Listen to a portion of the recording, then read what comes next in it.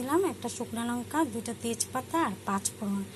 এখন আমি দিয়ে দেবো এখানে একটা বড় সাইজের টমেটো পেস্ট করে নিয়েছিলাম, ওটা দিয়ে দেবো।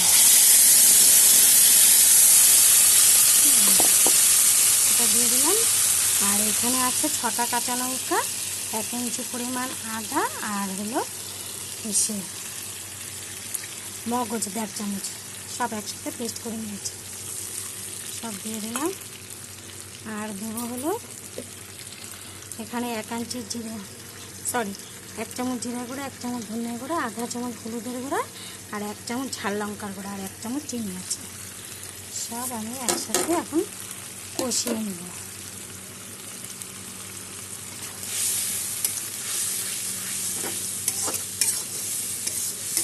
নিরামিষ করলার সবজি।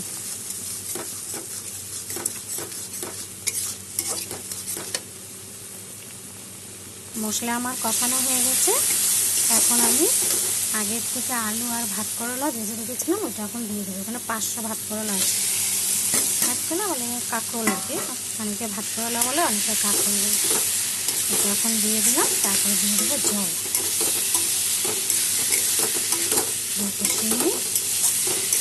আমি আবার বলছি, সোমবারে দিয়েছি 2টা শুকনো লঙ্কা, 2টা তেজপাতা, 1টা শুকনো লঙ্কা, আর 5 ফোড়ন। আর মশলা দিয়েছি হলো 1.5 চামচ মগজ। সব কিছু আমার কষানো হয়ে গেছে। এখন দিয়ে দিলাম জল, মিক্সি দেওয়ার, আর দিয়ে দেবো এখানে পরিমাণ মতন জল।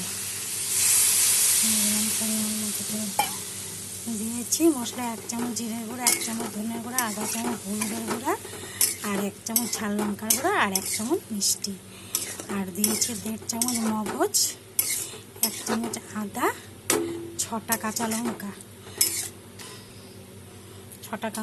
আর 1 ইঞ্চি পরিমাণ আদা দিয়েছি।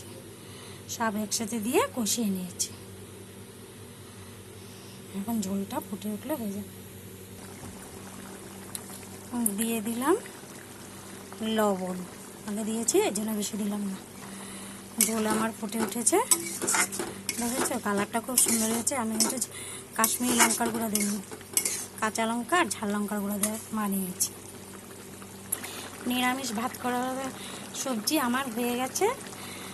তোমরা এরকম করে বানিয়ে খাবে, খেয়ে বলবে কেমন হয়েছে। হ্যাঁ, লাইক করবে, কমেন্ট করে, শেয়ার করে, সাবস্ক্রাইব করে পাশে থাকবে। হ্যাঁ, রুটি পরোটা সব কিছুর সাথে খেতে পারবে, খুব ভালো হয়, অসাধারণ একটা রেসিপি। Thank you.